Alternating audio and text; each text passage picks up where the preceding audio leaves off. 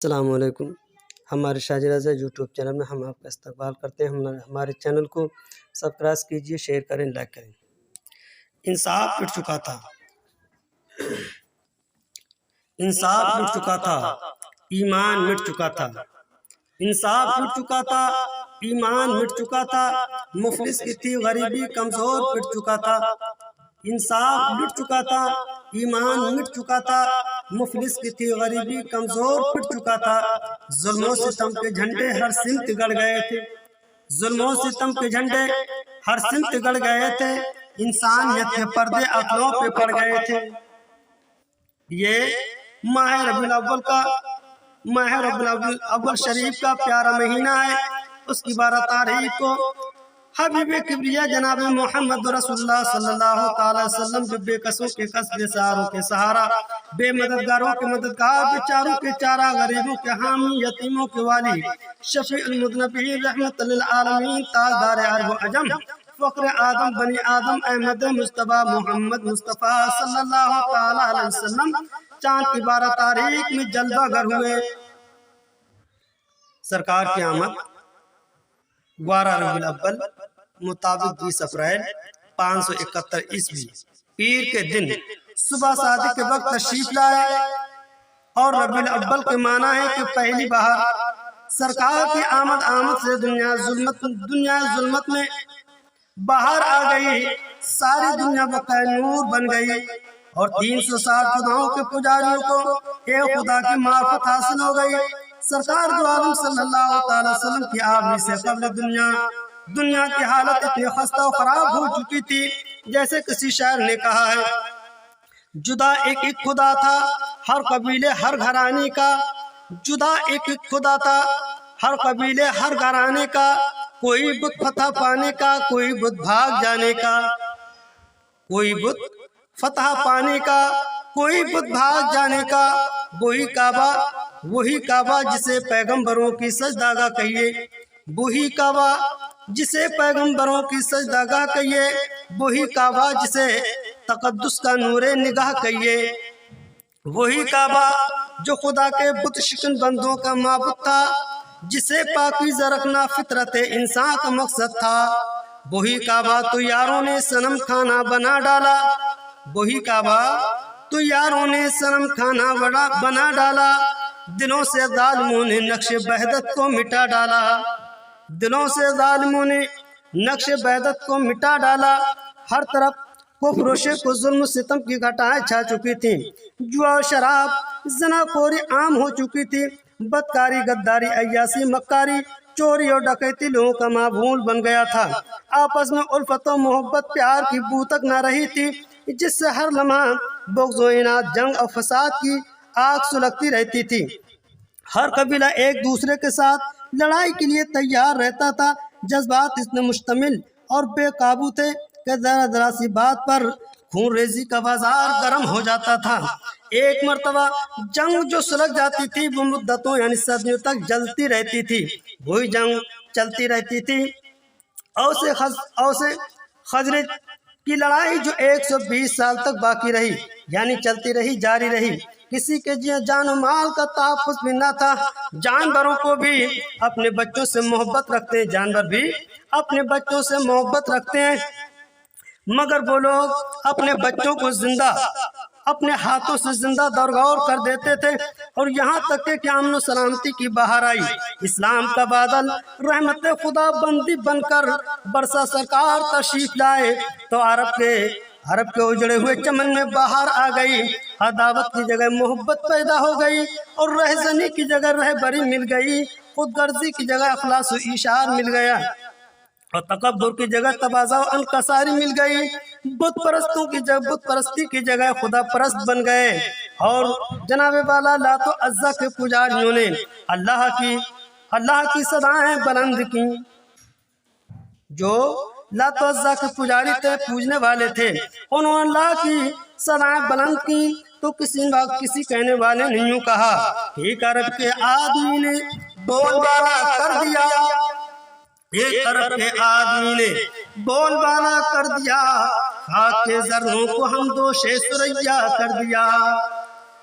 خود نہ تھے جو راہ پر اوروں کے ہادی بن گئے، خود نہ تھے جو راہ پر اوروں کے ہادی بن گئے، کیا نظر تھی جس نے مردوں کو مسیحا کر دیا، کیا نظر تھی جس نے مردوں کو مسیحا کر دیا۔ اور یہ لوگ آج کل کے دور میں فتوے لگاتے ہیں جس پیغمبر اسلام کے آنے سے دنیا میں بہار مل گئی، دنیا میں ایسی بہار ملی کہ لوگ آپس میں جھگڑا فساد میں مبتلا تھے، وہ جھگڑا فساد بھی بند ہو گئے، سب آپس میں محبت و پیار قائم ہو گیا۔ جناب والا ایسے پیغمبر اسلام کی پیدائش پر، جشن عید میلاد النبی پر یہ لوگ فتوے لگاتے ہیں۔ مجھے ایسا معلوم ہوتا ہے کہ ان کے دلوں میں الفت رسول نہیں ہے، محبت رسول نہیں ہے، اور یقین کیجئے کہ جس کے دل میں محبت رسول کا اجالا ہوگا اور عظمت مصطفیٰ کا بول بالا ہوگا تو وہ ہرگز کبھی بھی محفل میلاد شریف کا انکار نہیں کرے گا۔ غالباً حضرت مولانا شاہ فضل الرحمان صاحب گنج مراد آبادی علیہ رحمت و رضوان کا نامی تو آپ نے سنا ہوگا، بہت ہی جامع شریعت و طریقت بزرگ تھے اور سلسلہ مجددیہ کے ایک با کرامت ولی تھے۔ یہ محفل میلاد شریف و صلاۃ و سلام قیام سے بڑا بالہانہ عشق رکھتے تھے۔ میں نے اپنے بزرگان دین علماء کرام سے سنا ہے کہ ایک مرتبہ ان کی مجلس میں ایک ایسے مولوی صاحب آ گئے جن کا پائجامہ ضرورت سے زیادہ اونچا تھا اور کرتا بھی ضرورت سے زیادہ نیچا تھا اور گلے کے بٹن کھلا ہوا تھا، پیشانی میں ڈالر کے برابر گھٹا بھی لگا ہوا تھا، کیونکہ میلاد شریف والوں کو وہ بدعت سمجھتے تھے، میلاد شریف کو بدعت کہتے تھے، شرک کہتے تھے۔ اس لیے حضرت مولانا صاحب سے سلام بھی نہیں کیا آئے تو، اور کلام بھی نہیں کیا، اور آ کر کے بیٹھ گئے اور سوال کر دیا کہ اس زمانے میں محفل میلاد شریف ہوتا ہے کیا؟ مولانا صاحب کیا اس زمانے میں سرکار کے زمانہ حیات میں کسی صحابہ کرام نے میلاد شریف پڑھا تھا؟ کیا میلاد شریف ہوتا تھا یا نہیں ہوتا تھا؟ تو مولوی صاحب بولے، حضرت نے فرمایا کہ میلاد شریف میں جب سوال کرنے والے نے سوال کیا کہ اس زمانے میں کیا محفل میلاد شریف ہوتی تھی جو آج کے دور میں حضرت آپ میلاد شریف پڑھواتے ہیں، سلام و قیام کرتے ہیں؟ تو حضرت نے فرمایا کہ ڈھول تاشا محفل میلاد پاک میں بجتا ہے۔ تو مولوی صاحب نے کہا نہیں ایسا تو کچھ نہیں ہوتا۔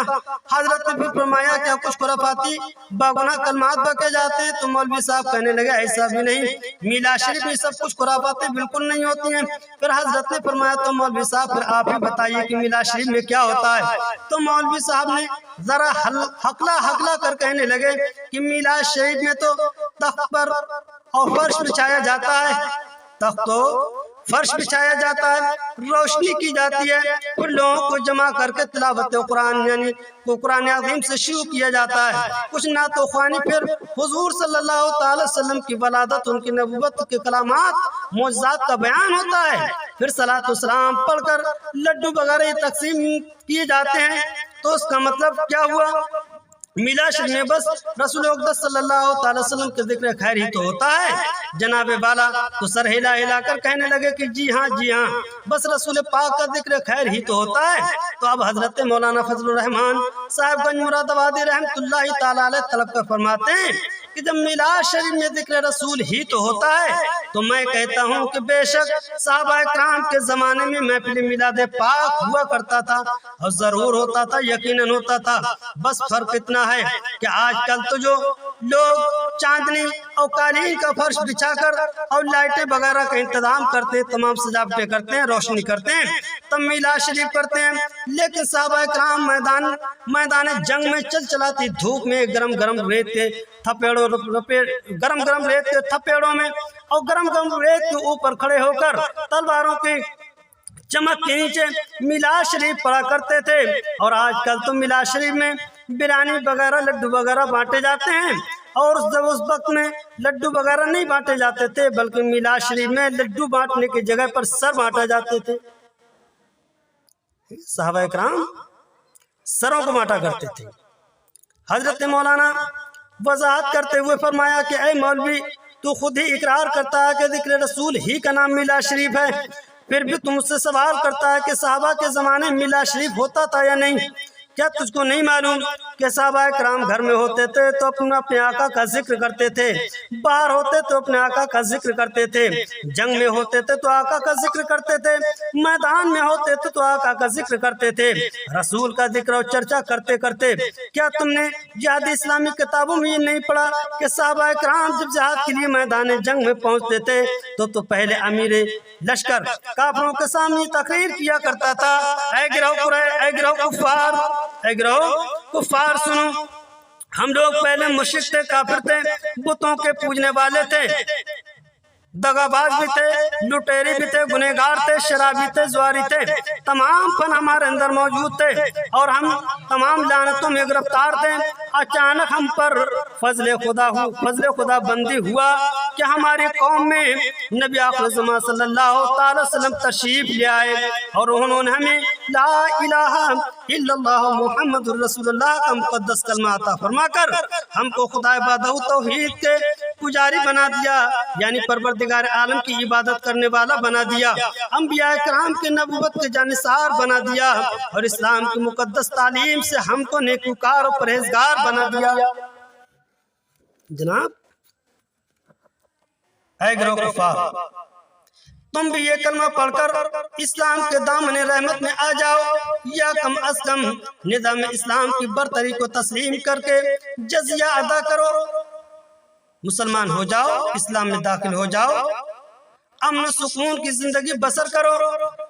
ورنہ پھر تلوار کے فیصلے کے لیے تیار ہو جاؤ۔ دیکھ لو اسلامی لشکر کا امیر میدان جنگ میں میلاد رسول پڑھ چکا ہے، اب اگر لشکر کفار اسلام میں داخل ہونا چاہتے ہیں اور اسلام کا انکار نہیں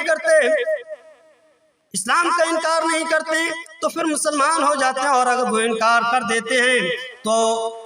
لشکر امیر کہتے ہیں کہ پھر اللہ اس کے رسول کے خلاف بھاگ جانا، جنگ کے لیے تیار ہو جاؤ، پھر تم جنگ کے لیے تیار ہو جاؤ۔ پھر صحابہ کرام محفل میلاد پاک کو ختم کر کے تلوار میدان سے نکال لیتے اور سر مارنا شروع کر دیتے تھے، صبر و استقامت کا پہاڑ بن کر خدا اور رسول کے باغیوں سے ایسی شجاعت اور بے جگری سے لڑتے تھے کہ آسمان کے فرشتے فتح مبین لے کر اتر پڑتے تھے اور میدان جنگ کا ذرہ زن کا ان کی تحسین و آفرین کرتے ہوئے زبان حال سے پکار اٹھتا تھا، مجاہد ہیں کہ جوش و ضبط کی خاموش تصویریں، مجاہد ہیں کہ جوش و ضبط کی خاموش تصویریں، یہاں ہیں ان سے دین اللہ افواہ واجہ کی تصویریں، یہاں ہیں ان سے دین اللہ افواہ جا کی تفسیریں، مجاہد ہیں کہ جوش و ضبط کی خاموش تصویریں، یہاں ہیں ان سے دین اللہ